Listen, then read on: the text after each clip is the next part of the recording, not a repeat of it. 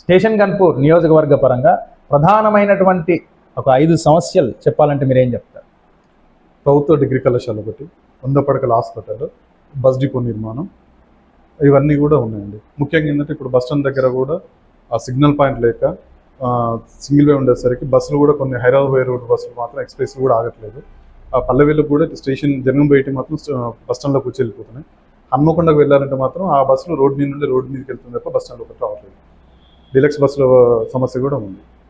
అంటే ఈ సమస్యలను సాల్వ్ చేయడానికి మీకు ఒక అధికారం ఇస్తే మీరు ఎంతవరకు సఫలీకృతులు అవుతారు అనుకుంటున్నారు?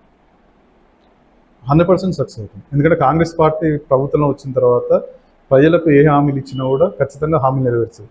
ముఖ్యంగా ఏంటంటే గత తెరాస ప్రభుత్వం ఉన్నప్పుడు కూడా ఇప్పటి వరకు ఇక్కడ ఆర్డీఓ కార్యాలయం ఉంది, ఏసీపీ గారి కార్యాలయం ఉంది.